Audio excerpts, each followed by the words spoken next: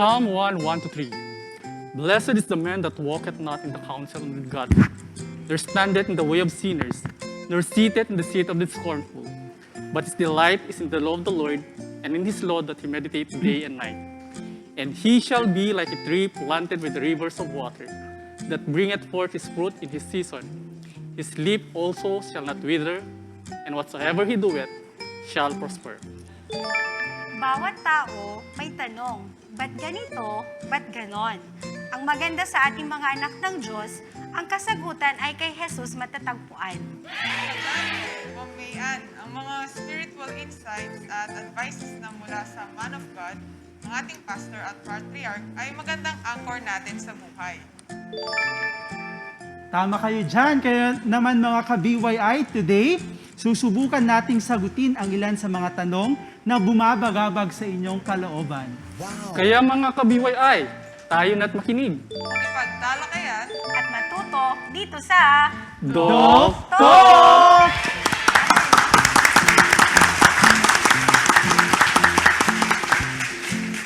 Alright, isang mapagpalang hapon na naman po sa inyong lahat. Kami po ang inyong host. Ako po si Brother Bryle. Ako ang iyong kuya, JJ. Ako ang inyong ate Mayan. Ako naman si Sis Faye. Alright, at kasama na rin po natin ngayon ang ating mahal na pastor. Pagbigyan po natin siya ng masigabong palakpakan. Ayan, actually excited tayong lahat because today we have a very special episode. We will be launching a new segment ng ating Doc Talk. Talaga namang lumilevel Season up 3. na.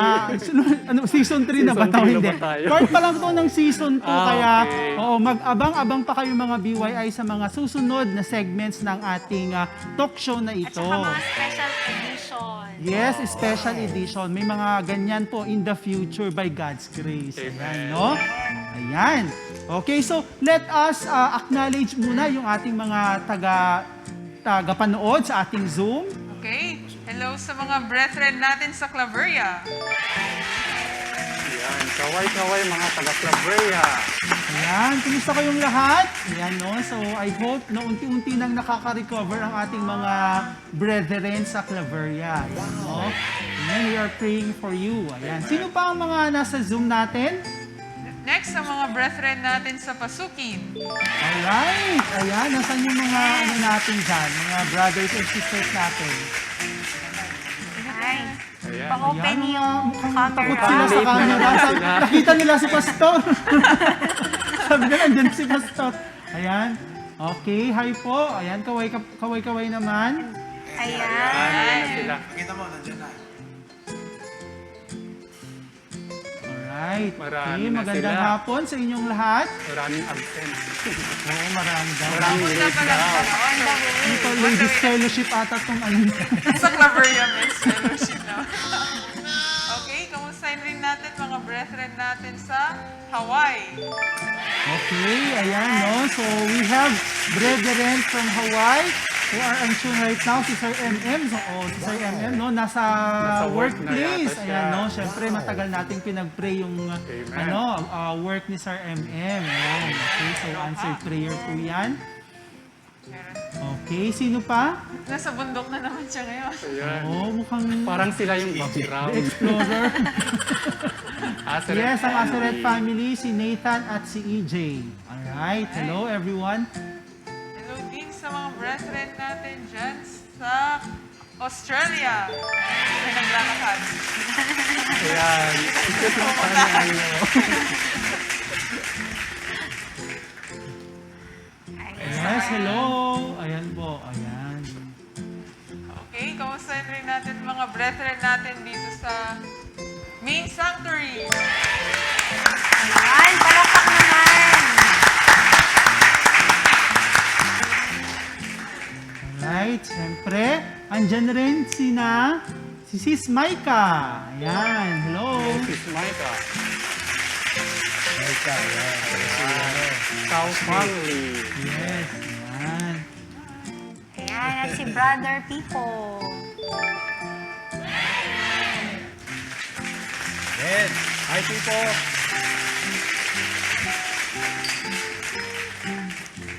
Okay, andyan rin ang Lista family from Pasukin. Lista siblings. Okay, ayan, no? So, sa mga nanonood sa ating Zoom, ayan, no? Kung available po ang inyong mga camera, so, we would like to request to open it para ma-acknowledge namin kayo ngayong hapon na ito. Okay? So, batiin rin po natin ang mga brethren natin na nanonood live sa ating Facebook. Ayan, palakpakan naman natin sila.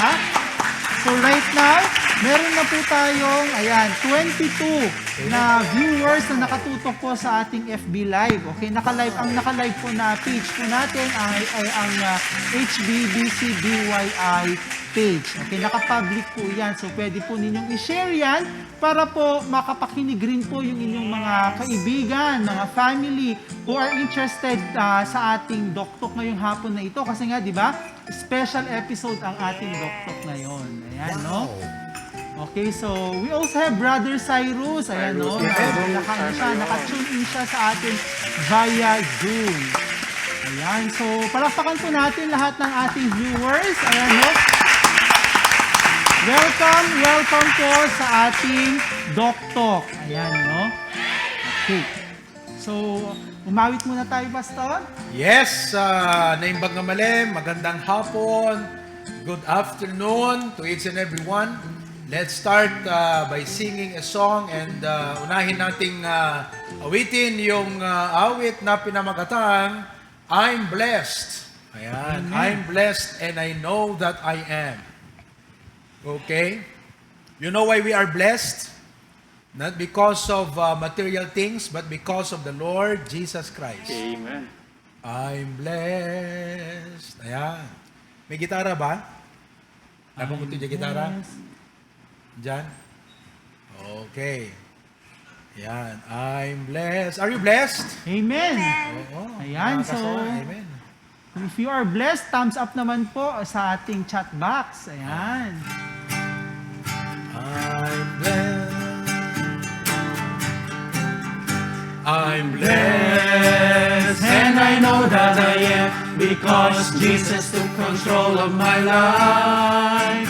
I'm blessed, and I know that I am, because He promised to give me a new life. I'm blessed, cause He walks with me, and leads me wherever I go. And if you happen to ask, how are you, my friend? I'm blessed, I'm blessed, I'm blessed. How are you, Sir J. Brian? I'm blessed po, Pastor. How are you, Sir John Joseph? blessed, Pastor. How are you, Mayan? I'm blessed, And Pastor. Faye? I'm blessed, Pastor. And how are you, brethren? I'm blessed, and I know that I am, because Jesus took control of my life. I'm blessed, and I know that I am, because He promised to give me a new life.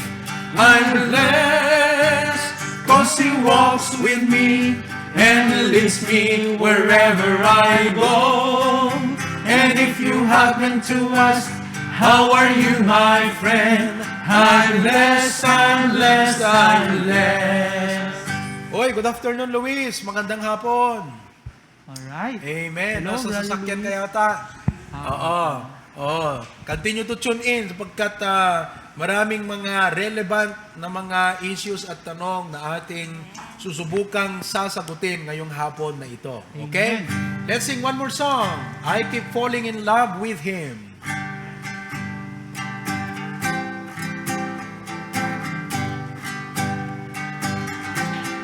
I keep falling in love with Him over and over and over and over again.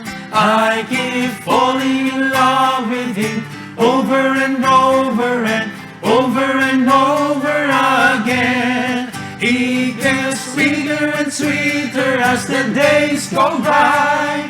Oh, the love between my Lord and I keep falling in love with Him over and over and over and over again. Second, He keeps blessing me over and over and over and over and over again. He keeps blessing me over and over and over and over and over again.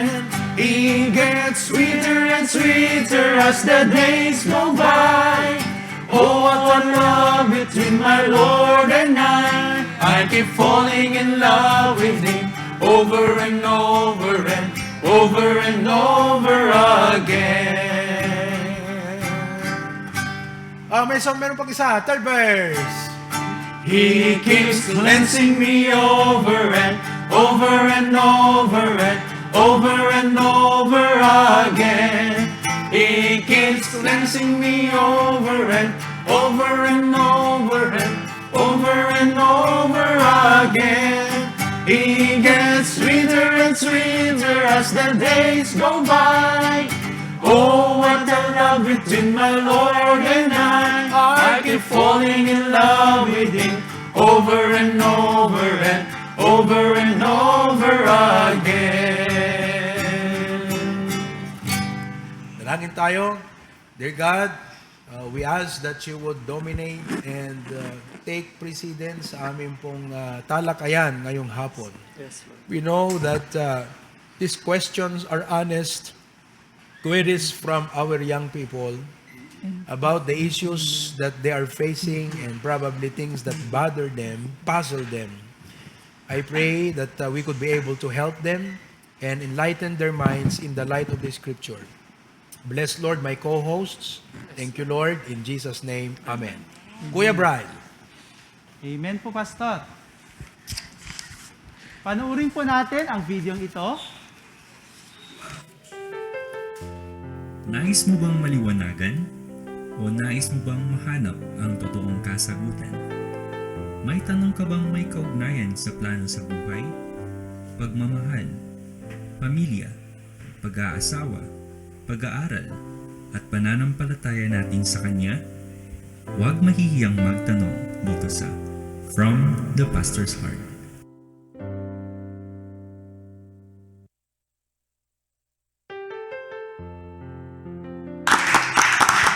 Right, no? Parang, Pastor, nakaka-encourage sa video na panood natin. Mukhang nakaka-encourage magtanong talaga eh. Yes. Oo, palakpakan naman natin yung ating mga AVM for doing a great job, no? Sa ating teaser. Alright? Okay, so yun nga po, no? Ang bago nating segment dito sa Doc Talk, ang From the Pastor's Heart. Wow! May ano po, Pastor eh? From the May Ay, dito ganun pa pa lang eh. puso. Practice natin, ha? Oh, one, two, sige. three. From the Pastor's Heart, taas dito sa, sa left. Kaya, Dito sa left. dito sa left, Pastor. Oo, sige. Practice natin. Ikaw ang magsalita. Alright. Mga ka-BYI, welcome dito sa ating bagong segment, ang From the Pastor's Heart. Okay. Very Alright. nice. Palakpak naman dyan. Okay. Alright, so sabi nga po natin dun sa ating group chat, no, dun sa ating doktor, ang objective, pinaka-objective po ng programang ito is para makapagbigay po ang ating pastor ng mga spiritual insights and biblical advices sa ating mga young people kasi alam po namin na tayong mga Kristiyano, especially tayong mga young people, ay may mga pinagdadaanan rin, no? So as early as now, kailangan makorek na yung mga mindset natin, yung mga doubts natin. So, kailangan mag-guide tayo ng mga biblical principles na ito from the man of God. Okay? So, yung mga pinadala po ninyong questions, ayan, no? So, marami tayong nag-gain na question eh. Primarily siguro dahil anonymous yung mga senders. Mas maganda pala, Kuya Brian, yung ganong Opo, Pastor. anonymous. Minsan po kasi nahihiya po ang ating mga young people. Wala kang tapang. Baka sa giving, ganun din. Lalaki kayang giving natin pagka-anonymous. Walang tight card. Pero hindi eh. It's between you and God. Anyway, before we get into the questions, I just want to run down a short lesson that would serve as a basic guideline. The AV is preparing for it in 2 minutes. Probably it's going to be ready. For I'm sure that most of the questions will already have been answered through this guideline it is not, I don't say that this is all in. Pero in all of our issues in life, malaking tulong na ito. Amen. Ayan. So, let me just run down this thing. Ayan, biblical precept for life's decision. Amen. Okay? Pastor. Do you have meron ba kayong dito? Meron kayong PowerPoint? Check it out. Okay, biblical precepts. Before we go into the question and answer portion or segment, no? Biblical precepts for life's decisions. Now, pag sinabi nating precept, it means rule Yes po. or guideline or something that is a standard by which you base whether your decisions are right or wrong, or these decisions will help you come up with the proper conclusion to what you are supposed to do in life. Now, this is in the context of being Bible believers. Kasi this world and in the future, I think there will be more, except if the church will really sound its voice very strongly. Otherwise, in the future, there will be more and more atheists. Today, there are different categories of atheists, depending upon their exposure in the field of career, field of education. But they are all atheists. Oo. May mga atheists na materialist, may mga atheists na humanistic, okay, may mga atheists na pluralistic. But these are all atheists. Now, to save you from all of those nose-bleeding terms, kasi nakaka-nosebleed, materialist, ano ba yun? Humanist, pluralist, marami kasi branches of atheism. But we are not here to discuss about atheism, no? Nandito tayo para pag-aralan yung teachings ng Bible. Amen. Now, as Bible believers, sabi ko nga, na there are many factors that can form our thought processes, our choices, and our actions. Pero ang bottom line dyan, it's not our reasoning, it's not our feeling. Tandaan nyo maigi ha, when you make decisions in life, it's not just your reasoning, it's not just your feeling, it is not just yung DJ for your personal benefit or happiness. It should always be what the Bible says. Amen. O kaya yung will of God. Sa madaling salita, obedience sa Panginoon. Okay? Did you get that clear? Amen. Oo, maganda yung sinabi ko, pero I hope the Holy Spirit will help you. Now, number 1, the first question is, will God be pleased? Will God be pleased? Amen. Now, what is your goal in life? Sabi ko nga dun sa isang quote ko, di ba? Let me try to go over it. I posted a quote, I think, the other day about living a life worth living. Oo. Eto ha.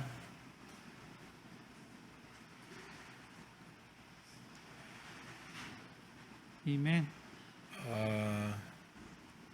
Buhay pa kayo dyan. Amen. Ayun, yung today I will live for Jesus. Amen po, Okay, Pastor. remember. Sabi ko doon sa Facebook, the difference between a worthwhile life Wasted living. and wasteful living, okay, comes down to who are we living for? That's right. Amen. Are we living for ourselves or for Him who died and rose again? This is a fundamental and defining truth to every believer of Christ. Am I going to live for myself? Will the first consideration, ang predominant ba sa aking mga decision and choices is myself or God? The Apostle Paul put it this way, for to me to live is Christ and to die is gain. Philippians 1:21. Today let us live for Jesus. Tomorrow it will be the same motto and it shall be throughout all the days of our lives. Amen. So you have to establish this basic principle. I am going to live for Jesus. Amen. So that whenever you do something, you will always ask this question. Halimbawa, itong mga tinanong ninyo, okay? It could be answerable by yes or no, but you can now ask yourself, if you are a person concerned, because you ask this question, you ask right now, Lord, if I'm going to do this, will you be pleased? Halimbawa, may nagtanong, sabi niyang ganyan, anong tawag dito? Tumingin ako ng medyo relevant doon sa ano. What will be the right perfect age to enter a relationship? Di ba? So you might ask the question, Lord, kung mag-aasawa na ako ngayong 15 years old, matutuwa ka ba? Tama. Di ba? Most of the questions you've raised can be answered by this first thing. Halimbawa, Lord, babae ka. Kung ngayon magpapabuntis na ako, 16 years old, matutuwa ka ba? Di ba? Your conscience in itself will answer that Moral conscience So this is number 1. Will God be pleased? Okay? Number 2. Now, ang verses natin dyan is Colossians 1:10. Colossians 1:10 and 2 Corinthians 5:15. 2 Corinthians 5:15. Number 2. Have I prayed for it? Pag sinabing have I prayed for it, you can type it, di ba? Kayong mga nandyan sa audio. Have I prayed for it? Pag sinabing have I prayed for it, did I talk to God about this already? Kasi pwede mo namang kausapin ng Diyos Di ba? Panginoon, love na love ko na yung tao. Wow. Parang hindi na ako makahintay pa. Pero base sa turo ng karunungan, ayon sa Biblia, pagtuturo ng pastor namin, hindi pwede akong mag-asawa hanggat wala pang trabaho. Pero, Lord, baka kung hindi ko na pinagbigyan ito ngayon, mawala na siya sa aking buhay. In the course of your prayer, the Lord will answer that in your mind. The Holy Spirit of God will whisper to you, Oy, ano ka ba? Maligo ka nga? Anong pinagsasabi mo dyan? Di ba? So, did you discuss it over with God? Alam nyo, this question, you can discuss it over with God. If you have asked this question, concerned person ka, subukan mo right now, Lord, yung tinanong ko na gusto kong sagutin ni Pastor, tanungin nga kita, Lord, ano ang sagot mo rito? You can now discuss it over with the Lord. Diba? Have I sought the Lord's will about it? Proverbs 3, 5, and 6, trust in the Lord with all thine heart, lean not unto thine own understanding. In all thy ways acknowledge Him, and He shall direct thy paths. Proverbs 16:3, commit thy ways unto the Lord, and thy thoughts shall be established. Bottom line, brothers and sisters and friends and ladies and gentlemen, always acknowledge God in every step. Amen. That's right. Okay?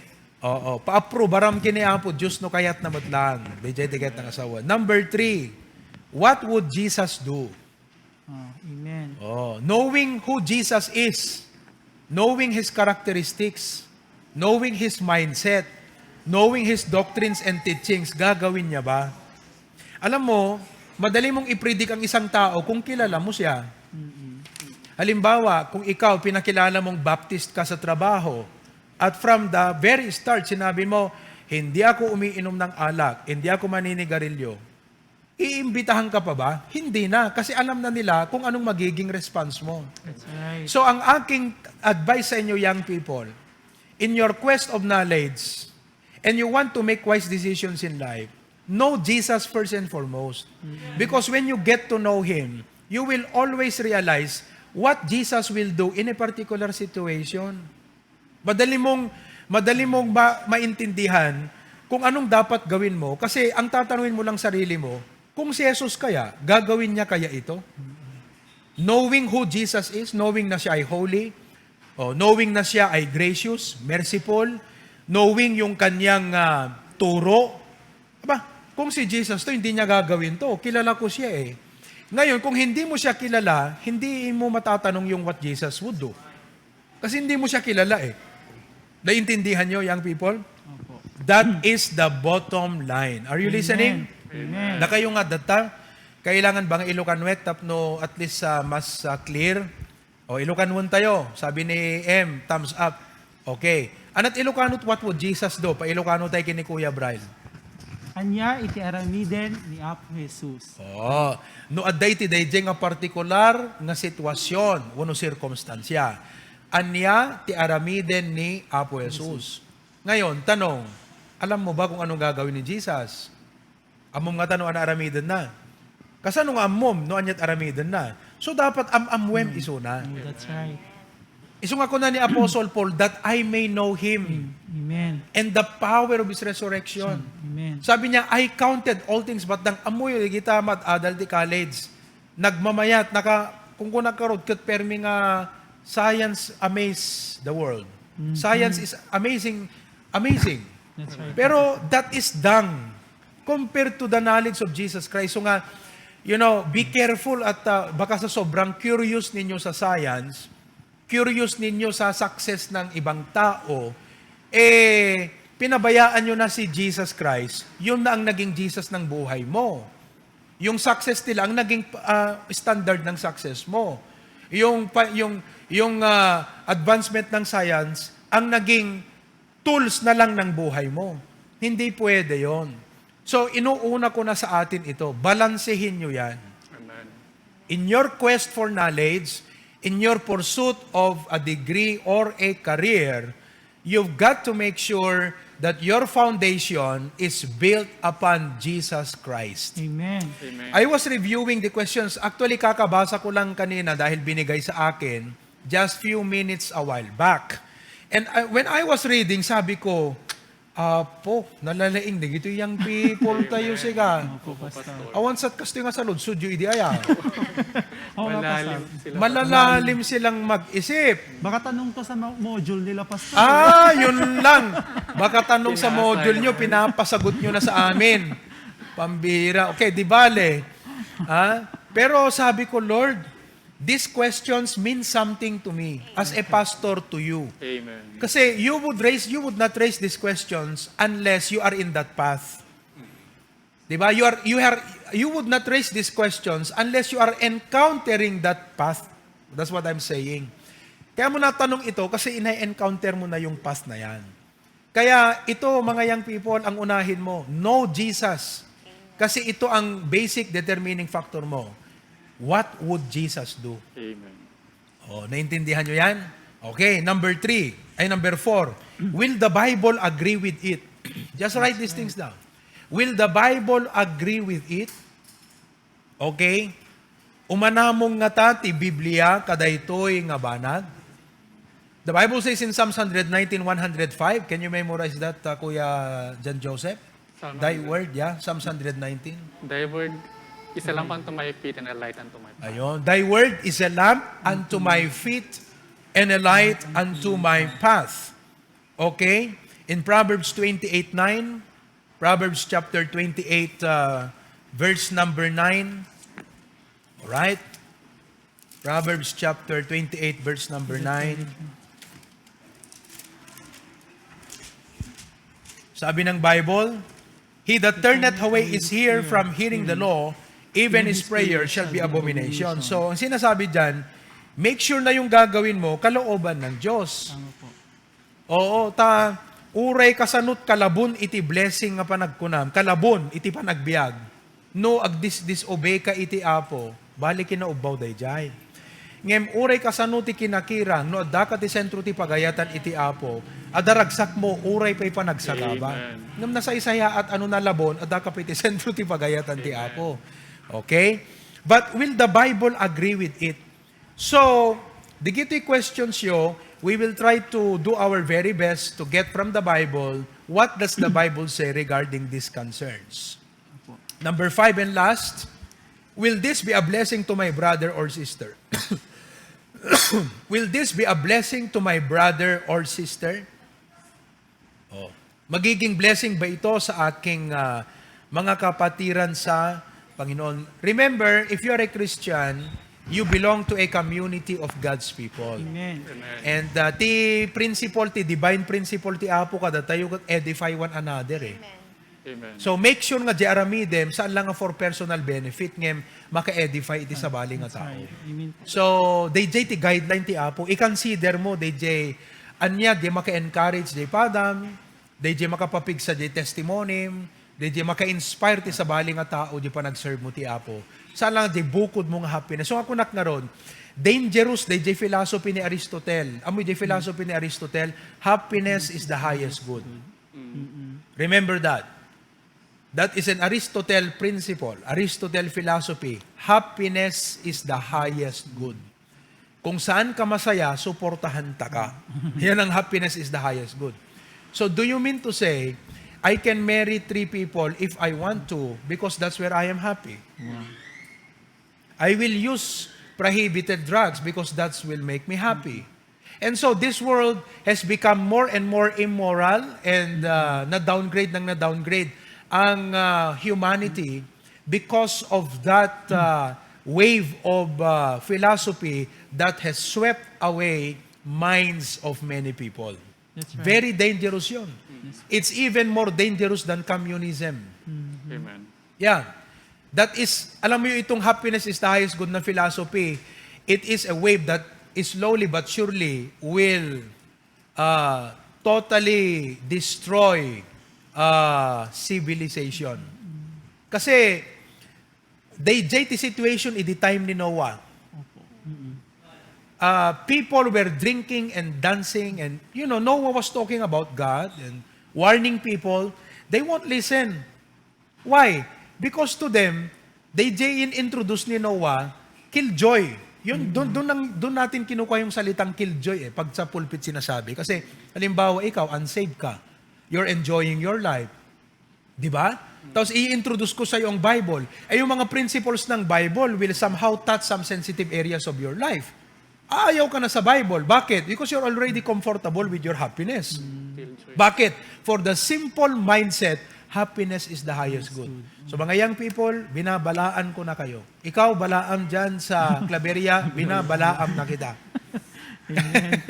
Okay?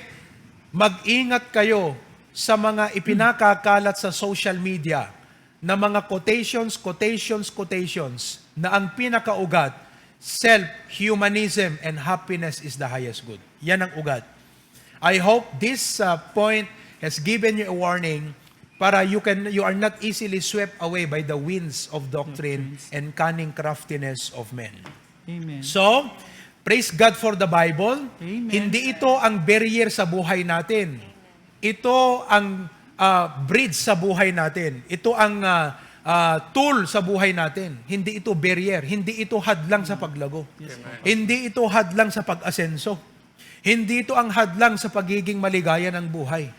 Ito ang daan upang makamtan natin, una sa lahat, ang ating purpose to honor God and also as human to live a fulfilling and experience a fulfilling life in this present life. Okay? Maliwanag ba yan? Clear ba sa inyo? Amen. Amen? O, nandyan yung mga young people natin sa Australia. Pakinggan yung maigi to, ha? Okay? Oh, still alive? Nagulat si Reagan. Reagan, okay ka lang dyan? Amen. Yes. Ha? Oh. Okay. Claveria, okay lang ba kayo dyan? Amen. Are you ready? Okay. So, sa Facebook, ilan na ang ating viewers? Kahit kuman nga kablaawan, ilan na? We have 30, We have 32, Pastor. 32. 32,000. Okay. Mukhang interesado ang mga kabataan sa question and answer. Opo, Pastor. Biglang dumami. Alright. So, ulitin natin, ha? If you've taken down notes, di kito yung bagak ka, da kayo kataan ngayon surat yun, i-close yun, haan. I-apply yun, padasin nyo itag-reflect. No ti isyong kat panagasawa, panagaram, panakigayam, career, anyaman, padasam nga i-measure day nga concern mo through these questions. If I do this, will God be pleased? If I do this, have I really prayed for it? Baka naman impulsive ako. Di ba? Pinag-pray ko na ba? Kinausap ko na bang Panginoon tungkol dito? 3, what would Jesus do? Which implies, kilalanin mo muna si Jesus para ma-predict mo kung anong gagawin niya. Halimbawa, siya ay nasa ganyang kalagayan. Number 4, will the Bible agree with it? The Bible is the final authority of every Christian. Not reason, not your own happiness, not your own emotion, not your own comfort, not your own benefit, but the Bible is the final authority. Number 5, will this be a blessing to my brother or sister? Okay? Having said that, Amen. nasagot na yung mga tanong. Opo, Pastor. Pero kailangan lang nating ipaliwanag. Amen. So now, let's move to the question and answer. Alright. Okay, no? Alam kong excited na lahat po yung ating mga BYIs, especially siguro yung mga nag-send ng tanong eh.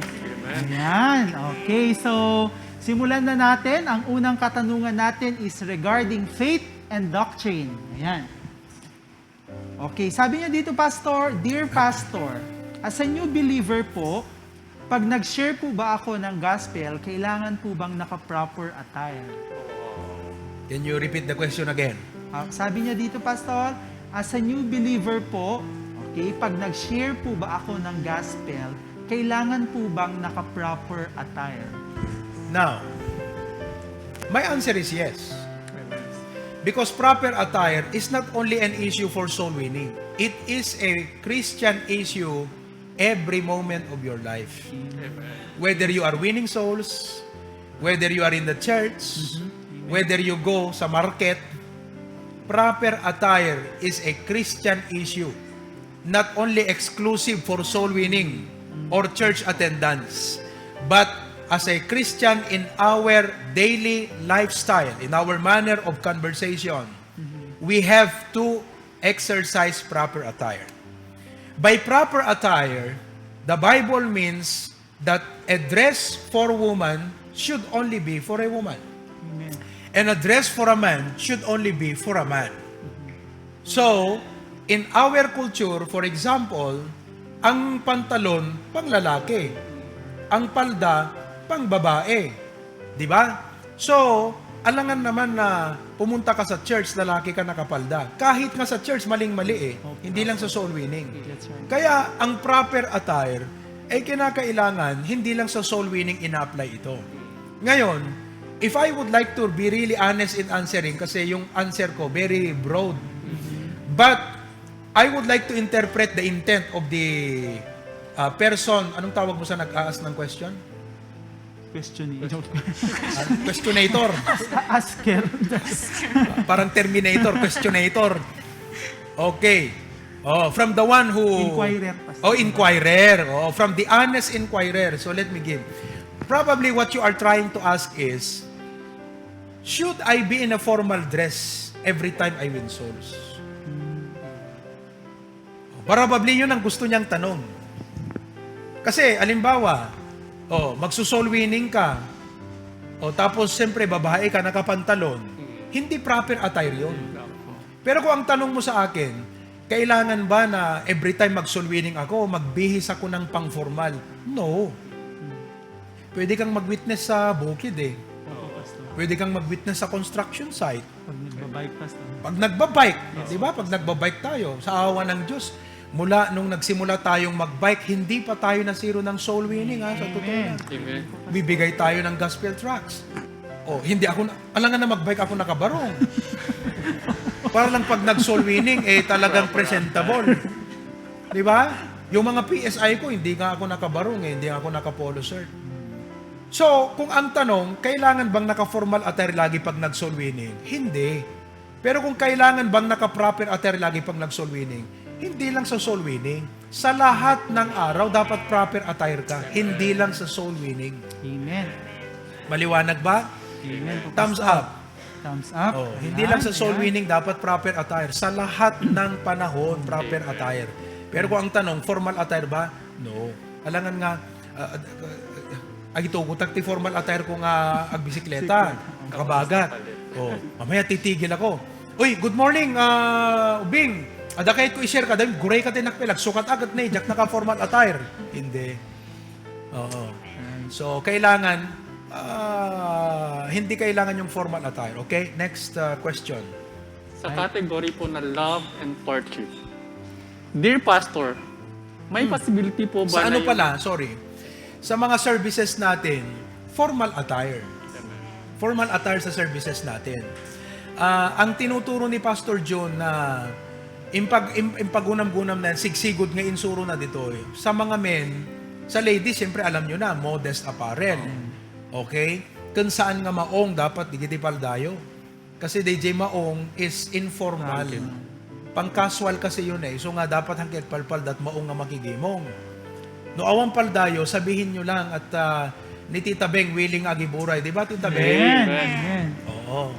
Ganon din sa mga men. Hanga nakamaong dapat ti umay makigimong. Amen. Kasi deta jeans, alagat Pastor John will discuss sometime, ti history na deta jeans nga mingkat ko pang trabaho talaga, hanga pang church. Hindi siya akma pang church. Pang trabaho isuna, deta jeans. Oo. Tapos, sa mga boys, dapat yung pinaka-list, polo, hindi polo shirt. Yung polo, mas formal na yon.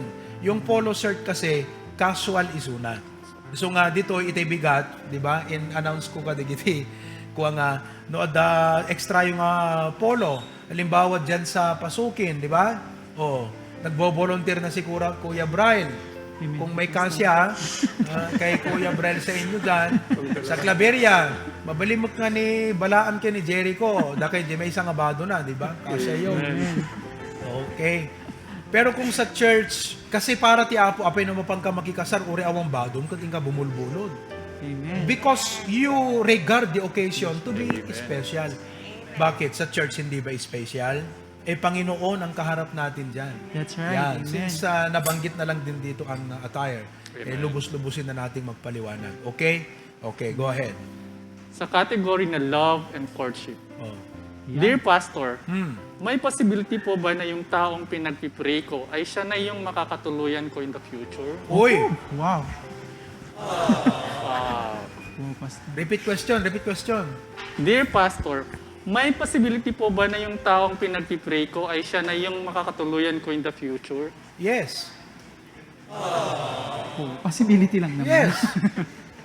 May possibility na yung pinagpipray mo ngayon, siya ang makatuluyan mo. Pero, may possibility ding hindi. 50-50. Diba? Because you're talking about possibility Opo, Pastor. only God knows the future. So dapat, i-reframe na lang natin yung tanong. Okay? Since it's all about possibilities, and we know that God is only the one who knows what is the future, instead of dwelling on these issues now, why not dwell on God? Amen. And God will just guide you through. Amen. Hayaan mo na ang Diyos ang Amen. mag-guide sa'yo. Amen. Oo. Para maiwasan mo yung mga wasteful na mga pwedeng mangyari sa buhay mo. Mag-focus ka muna to the things that matter in the eyes of God for the time being. But for the time being, if you are studying, hindi. Kasi future ang sinasabi mo, sumalamang, konteksto ng nag-aaral pa. So, may possibility ba na yung taong pinagpipray ko ay siya na yung makatuluyan? Yes. May possibility ring hindi. So, stop praying for now. And your prayer should not be about, Lord, sana ito ang mapangasawa ko. Kasi the more you pray for it, the more you get attracted So, dapat, hindi mo na lang muna pinagpipray. Pinagpipray mo dapat, Lord, whoever, just make me the right person. So, what are the things I need to develop in my life? Kailangan, yung termino nga ng mga kabataan mag-glow up. Mag-glow up ka na lang muna. Huwag mo na munang atupagin yung ganyan. Alam ko na, nature yan ng kabataan. Pero mag-glow up ka na lang muna dyan. Amen. Okay? Next. Sa area ng education at studies, Mm. greetings, Pastor. I would like to ask about one of the most controversial careers of the world today. Biotechnology is in demand all over the world because of its limitless potential. However, it involves the practice of genetic engineering, which is the direct manipulation of the genetic makeup of an organism for the convenience of us humans, especially now that we are facing global overpopulation with declining food sources. Is genetic engineering a good practice? Is genetic engineering justifiable by its impact on health, food, production, economy, and others? Let me read the question again. Greetings, Pastor. Greetings din sa'yo. I would like to ask about one of the most controversial careers. I agree. Because the way I look at the present and the future, basically, ang talagang future ng mundo, if the Lord will tarry is coming, is more on these genetic processes or works, more on engineering and architecture, and on computers. That's right. So, di kito iti talo nga talagang no kumaidikat at the advent the industry, tatangkat advent of genes and microbes and cellulars and all kinds of stuff. So anyway, biotechnology is in demand all over the world because of its limitless potential, quote unquote. However, it involves the practice of genetic engineering, which is the direct manipulation of the genetic makeup. So you are altering. Yes, tama po. You're altering what is natural. Okay? Which is the direct manipulation of genetic makeup of organisms for the convenience of us humans. That is the end. Will the end justify the means? If the goal is for the benefit of human, and if benefit is the goal, and by using genetic processes and works, you can achieve what is beneficial to human, does the end justify the means? Let's continue to read the question. Okay, especially now that we are facing global overpopulation. That's questionable. With declining global overpopulation, hindi eh. Nagadupe lang, bakante nga lote. Ako, bakante nga lote ka, DJ Bintaran. Nagdo pastor. Nagado. Hindi overpopulation, mismanaged. With declining food sources, is genetic engineering a good practice?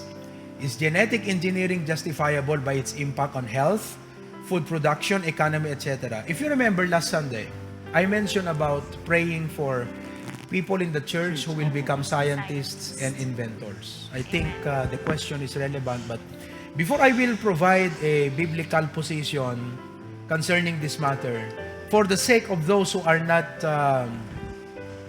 who wanted to know, or who are now curious, what is this genetic thing? Tiyan mo kakit ni Uncle Jean. Uncle Jean ko natayin kabsat, dedi asawa ni Auntie Connie. Jean Manley. Jean dinagan na. Okay. Jean, alak yata yun eh. Pero to educate us, to give us a brief and short summary, ni Ma'am May Ann is a biology what? What is your background?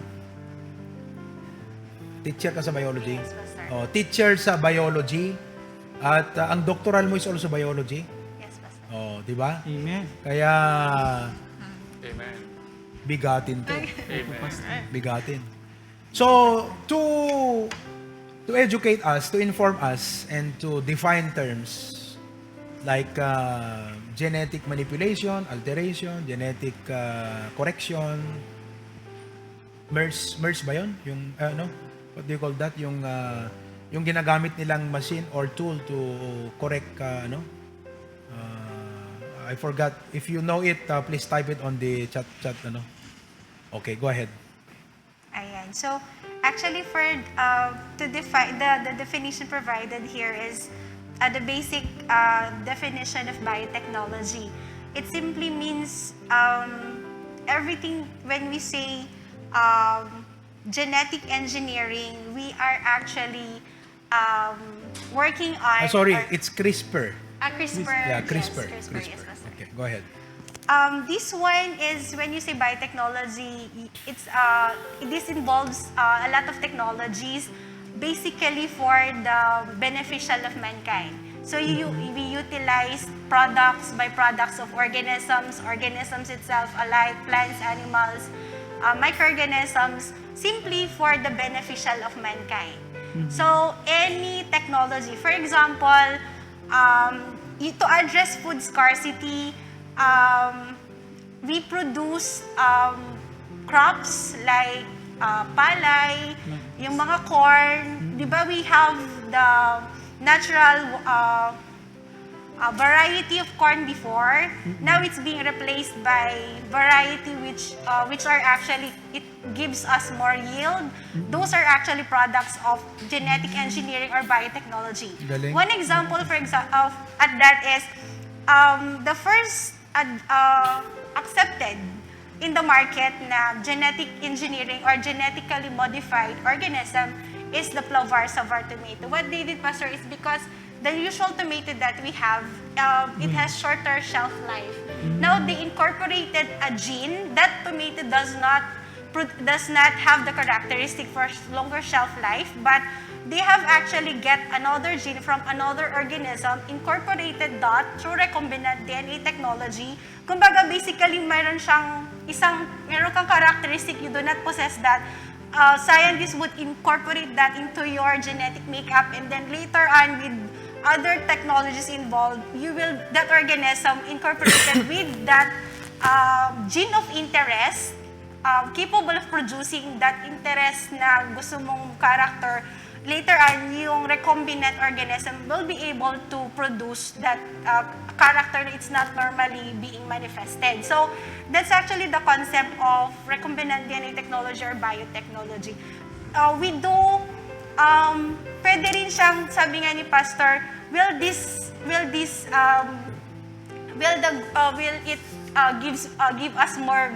it do more good than harm? That's the question. Because even at this time, Pastor, there is an ethical concerns. Yes.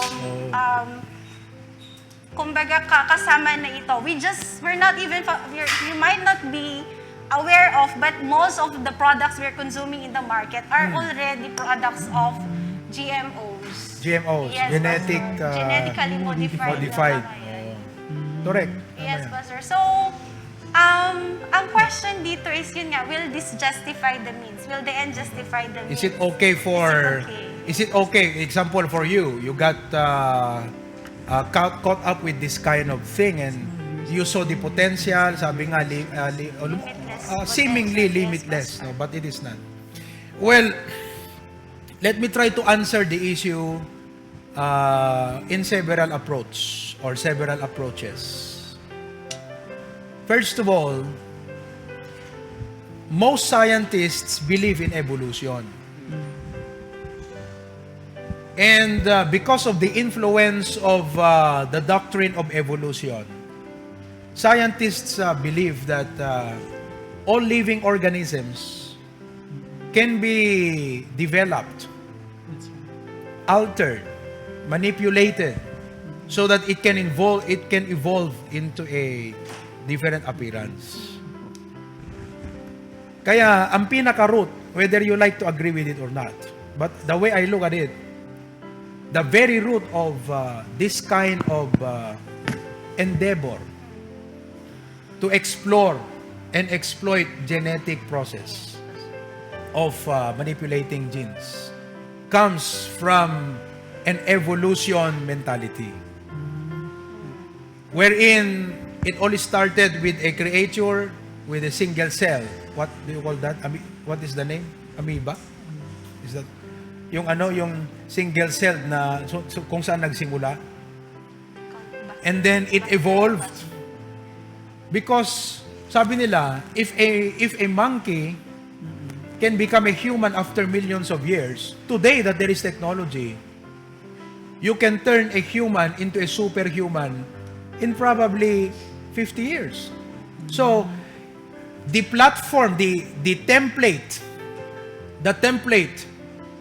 by which all of these genetic manipulation practices, why it is being done, started with an evolution mentality.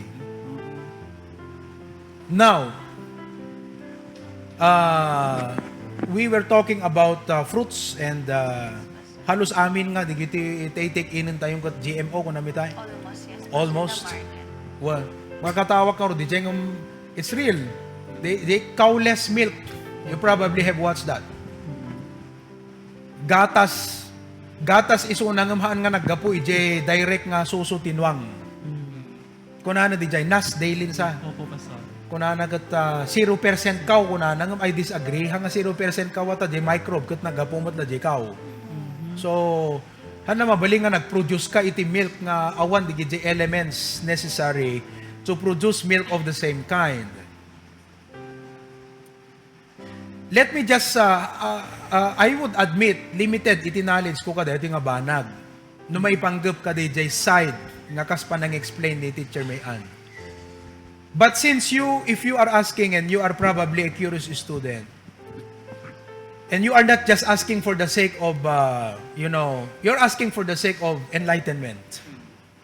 Biblically, pag sinabi ng Bible kasi, ang talagang, sa atin hindi evolution eh. Kaya, para sa atin yung ginagawa ng genetic practices na manipulation, unethical when it comes to the Bible. Unethical kasi, well, of course, mamaya pag-usapan natin yung crops and everything kasi the best people in the world that improve agriculture are the Israelites. That's right. And who are the Israelites? They are the people of God. Amen. They are one of the best people in the world that has improved agriculture of any kind. Now, let us shift the topic into human kasi hindi lang naman sa crops and limited ang genetic studies. Nang runa pa iti humans and science the discovery of science and using this genetic manipulation on human is just wow. What can I say? Pero biruin mo yung cloning. Kukuha lang sa'yo ng a piece of you, get the cell, Yes, Pastor. and DNA niya, Pastor. DNA, create a clone of you. Pareho kayo. Kung evolution ang platform at template mo, acceptable yan. Pero kung creationist ka, pag sinabing creationist, you believe that God created the world and God designed that a man should produce his own kind. Not by way of that kind of technology. It is morally unethical. So, if ever you want to pursue genetic engineering and genetic practice, be a Christian in that field. Amen. That's right. Honest ka no amom nga dayjeng aramidem ket maka-offend iti Apo, don't go that far. But if you can use your genetic practice to enhance things that is not offensive to God and to the Bible, be a part of the solution and not be a person who creates a COVID-19. Yes, Pastor. So that you can create a solution that will, it's a personal agenda. At maraming nagkakalat ngayon na itong si Bill Gates mukhang mastermind din naman yata siya. Sabi nila, no? Finanansan niya daw, ganito, ganyan. It is not verified yet. But it could be. If it is not him, maybe there is somebody behind it. It is a political warfare and so on and so forth. Bioterrorism, we call Oh, it, Pastor. bioterrorism. Can be also utilized, It can be Pastor, also used for that way. biotechnology. So, if you're going to pursue genetic engineering, be a Christian Amen. who will pursue genetic engineering. Amen. Know your biblical morals and biblical stand and biblical standards. If the practice is going as far as it is already offensive to God and to the Bible, as a Christian, you will not dare offend God. Amen. Pero if you know that your practice is going to give a good benefit and it is not in any whatsoever offend God and the Bible, then why not? Amen. Pero ito naman ang aking balik dyan. Do you realize today, when scientists would say, it has benefited men, deta manok nga 45 days, simayaat ka, diti salon at ti tao. That is a genetic practice. Tama ba ako? Yes, Pastor, kasi the injected Oh. hormones. Simayaat ba iti salon at ti tao, hindi nagbali ng 45 days lang ti manok. Tata, adapi 15 days an. Wow. 15 Yes, days. Pastor. Now, this is another approach I would like to answer regarding this question on genetic engineering and genetic processes and works. You have to know, my dear brother or sister in the Lord, honest ito na sabihin ko sa'yo, read the Bible from the very start. Man has a nature to play God. Pag sinabing play God, you want to take the role of God. That is human nature. Ngayon, pag na-save ka, siyempre magbabago ka. Hindi na yun ang mindset mo. You don't try to play God. You just want to be like the characteristics of God so that you can inspire people for God. Amen. But even from the very start, man was trying to play God. Kaya, lalong-lalo na yung mga atheist, sasabihin nila sa'yo, if you want life to be on the reverse, yung bang deteriorate, go to God. Ang sakit pakinggan yun eh. If you want life to advance, go to science. Yan ang mindset ng mga atheist. Kung gusto mong mag-advance ang buhay mo, go to science. But if you don't want your life to advance and just stay where you are, nga deteriorating ka, go to God. What people do not realize, life is more than just the physical being. That's right, Pat. There is more. We have the moral aspect, we have the intellectual, we have the soul, and which scientists do not believe. That is why their practices, actions, choices, and goals are based on the premise that they believe. Kaya bilang Christian, mahalaga na alam mo ang premise mo. Yung context mo, yung position mo. Bago ka mag-embark sa ganyang mga bagay, kasi ma-overwhelm ka eh. Men try to play God. Okay. Eto ha. Science is now telling that you can predetermine the physical features of a person not yet born by simply manipulating the genes. Na-mention sa akin kanina itong si yung may-ari ng aficionado ba yon? Are you aware of that? Cruz, Pastor. Oo. Opo, yung mga Bading yun, di YouTube- ba? Yung mga YouTube baby. YouTube baby. Pambira ka. Test tube baby. Test tube baby. Test tube babies. Opo, Pastor. Kinuha sa kanya yung sperm cells, tapos kumuha ng surrogate mother, Opo. sa kanya in-inject yon, at yung mother na yon ang nagbuntis. Opo, Pastor. That is science. Yes, Pastor. Pero that is not morally right because it is not a biblical practice and that is not God's design except for the virgin birth of Jesus Christ, which is a miracle. There was no thing like that involved. It was under the power of the Holy Spirit of God, conceived in the Holy Spirit of God. Pero naghanap ng surrogate mo, tatlo yata yung anak twins. Opo, Pastor. Ang popogi ng mga bata. Oh. So you can now predetermine the future physical features of an unborn person. Kahit nasa wano kayat mo, karon ti anak nga genius, i-alter mo jay Jensen, tapos ti kasta, jay anak mo tugot kwa. 2 years old pa lang, kasla ko ti pa nagpiano nan, kasla Beethoven nan. Possible. Possible. Opo. But it is biblically unethical. Why do I say that? Now, this is my argument. Scientists will not accept this. But it does not matter. I know my position and you should know yours too. Ito yon. Kung ang tao, ipipredetermine niya na ang physical features ng isang tao bago pa pinapanganak, bale kinakancel niya na yung divine providence of God. For example, what if God has predetermined that a person will be born with infirmities? Amen.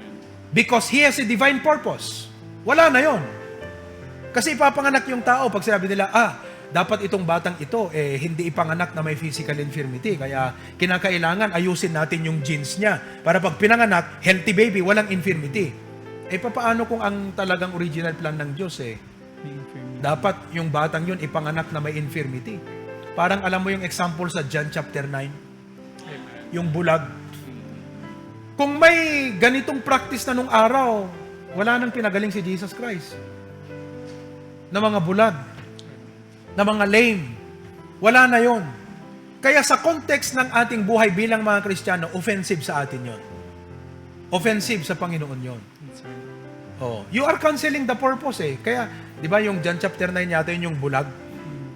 Sabi nung mga disciples Panginoon, sino bang nagkasala? Kunada. Siya ba o yung magulang niya kung bakit pinanganak na bulag ito? Anong sabi ni Jesus Christ? Nobody sinned. Hindi siya, hindi rin yung magulang niya. Pero, basahin na lang natin. At no may mayat, DJ, panakaibasa na. Are you still there? Amen. DJ, medyo hanoon na inclined to science ka, tuturog dansan.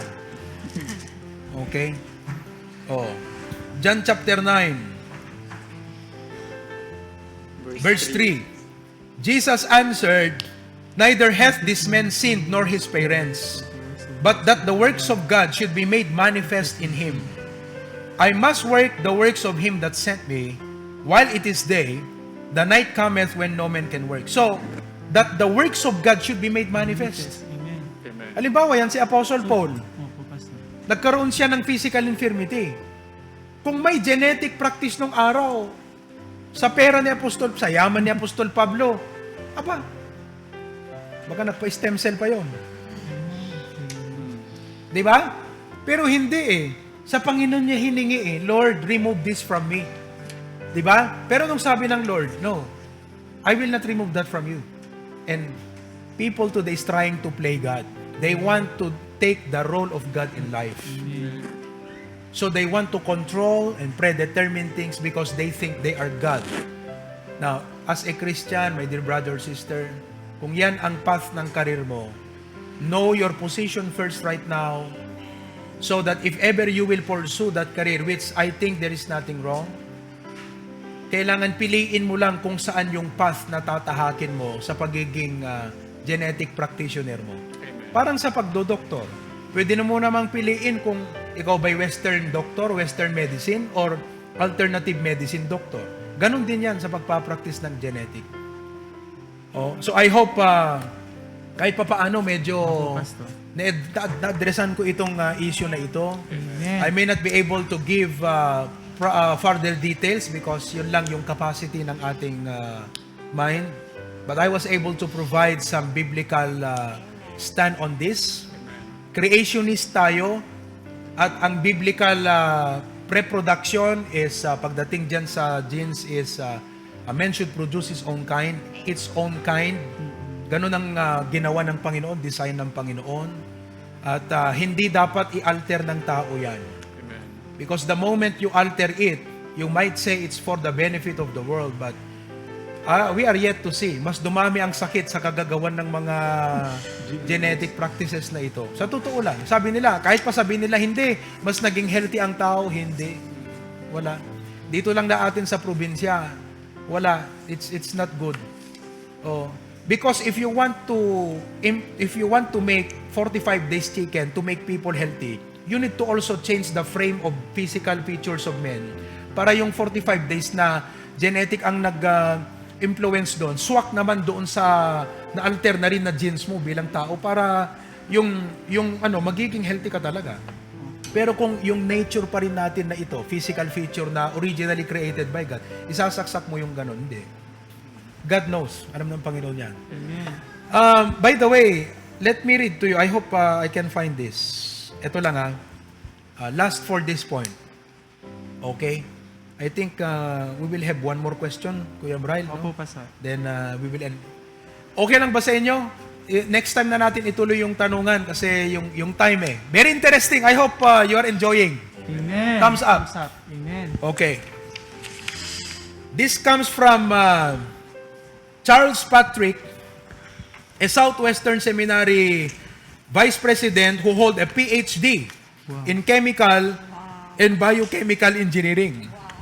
Okay, pakinggan nyo, sabi niya, by addressing life-threatening medical conditions, which is, yun yung question, such as myocardial disease, is certainly a laudable goal.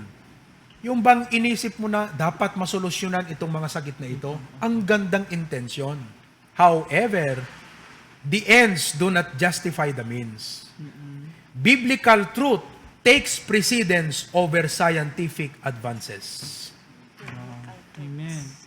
If men will exploit everything, I agree, it could be almost limitless. Opo, Pastor. Pero yun ang tinatawag na people did what is right in their own eyes. Delikado ang patutunguhan ng sibilisasyon ng mundo sa ganong paniniwala at filosofiya. I will do what is right in my own eyes. Delikado yun. Kailangan merong absolute moral truth na magsasabi na ito ang tama. So biblical truth should take precedence over scientific practices and scientific findings. Amen. Okay? So, Hindi ko alam kung sinong nagtanong dito. Haka-haka lang sa mind ko. Mukhang may mga alam kong nagtanong dyan. Kung sinong umiti, yun na yun.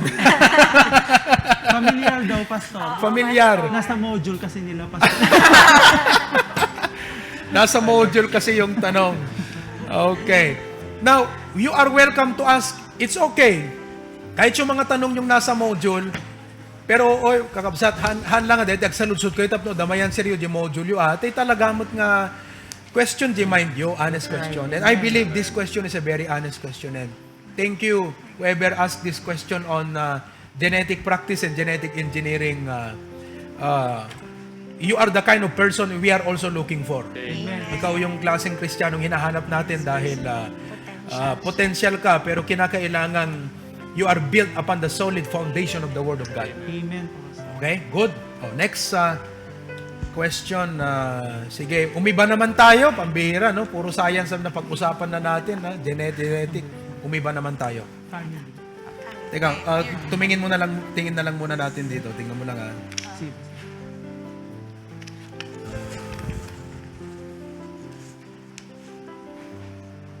Ito. Sige. Alright, Pastor. Ito po. Sige, siya na. Okay. Dear Faith. Pastor, what will be the right perfect age to enter a relationship, or what will be the right perfect age to get married? Nasaan na yung ano natin? Yung background natin. Ulitin mo. Okay, may background tayo dyan. Ready?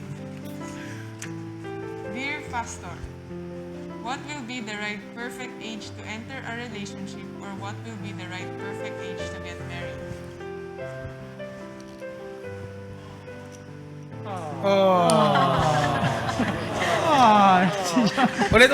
Ulit. Sige. Bihira. Ulit natin. Mahina. Kailangan ng practice to mga audio natin. Okay, one more time. Dear Pastor, what will be the right perfect age to enter a relationship, or what will be the right perfect age to get married? As far as the Bible is concerned, there is no specific age when to enter into a marriage, except that there are moral qualifications, moral and practical qualifications.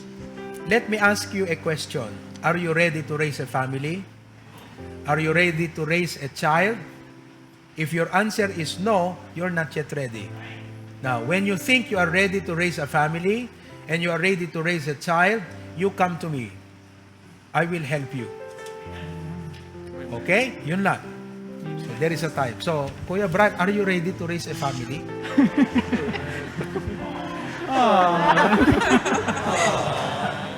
Tanungin natin si Kuya John Joseph, are you ready to raise a family? Oh, yun. Super ready na dapat. Si Teacher Mayan, are you ready to raise a child? Ever ready daw, Pastor. Ever ready? Kuya Gani, so what are you waiting for? Paki-video mo nga si Kuya Gani, nagbablush. Nasaan yung video natin? Pakita mo nga si Kuya Gani. Ayan. Sige. Ulitin natin ang tanong. Ate Mayan, are you ready to raise a child? Yes. Kuya Gani, what are you waiting for?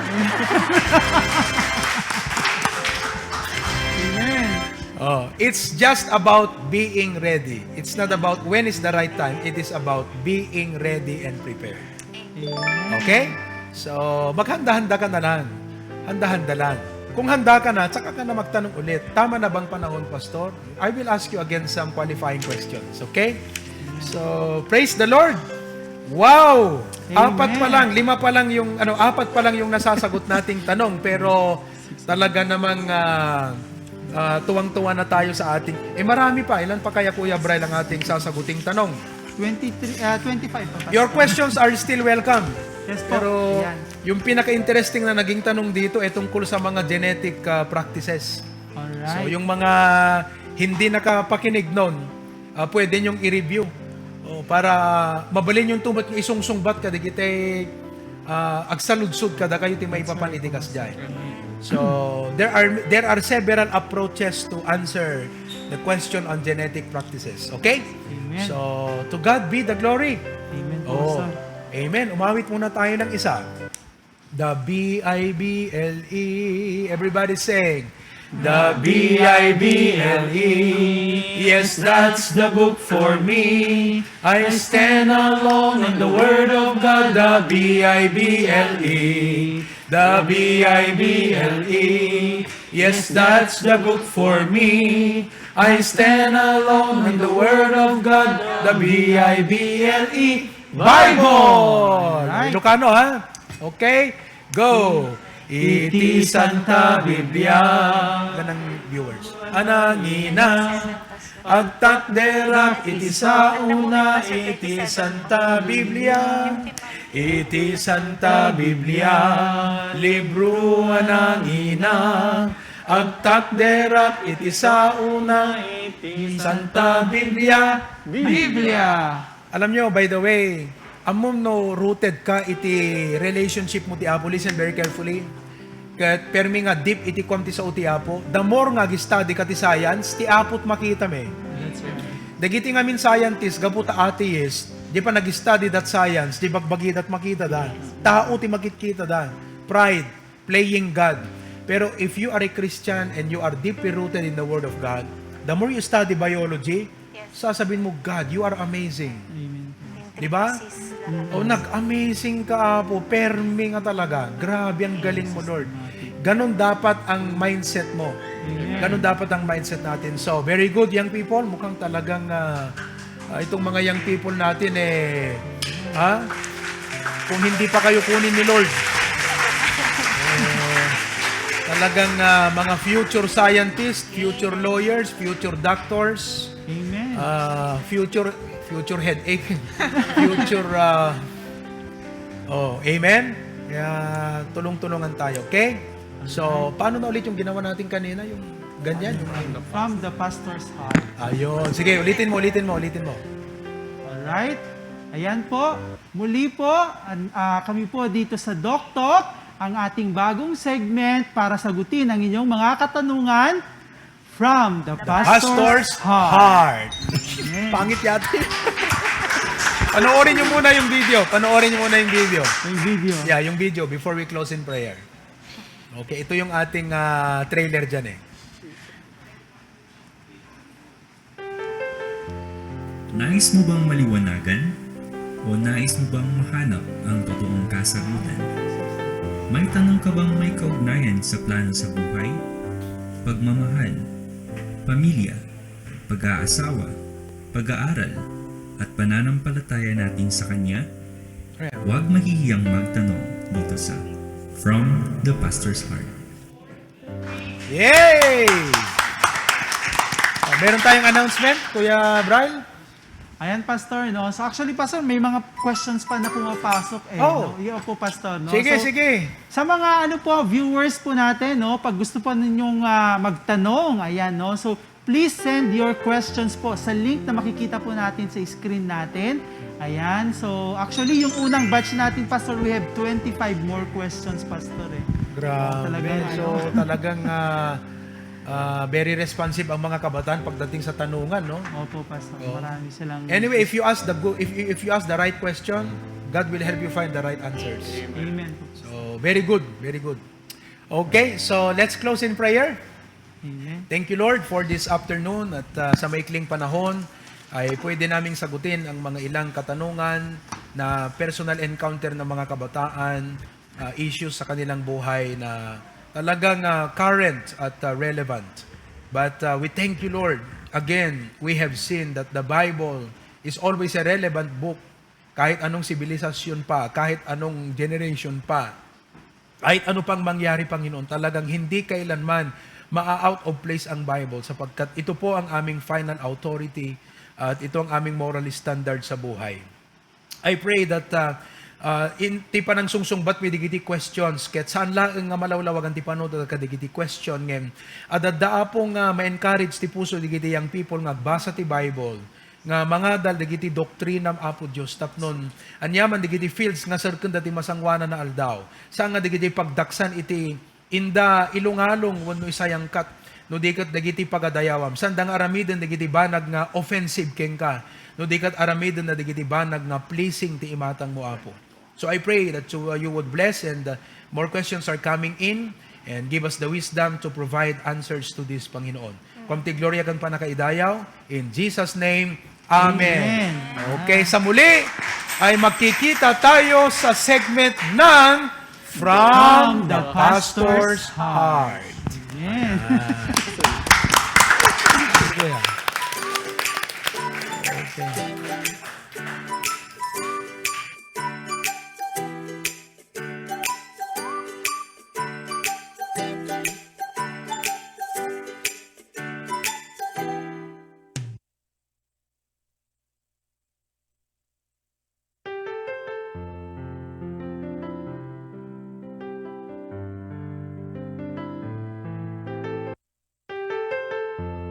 Nais mo bang maliwanagan? O nais mo bang mahanap ang totoong kasagutan? May tanong ka bang may kaugnayan sa plano sa buhay? Pagmamahal, pamilya, pag-aasawa, pag-aaral, at pananampalataya natin sa Kanya? Huwag mahihiyang magtanong dito sa From the Pastor's Heart.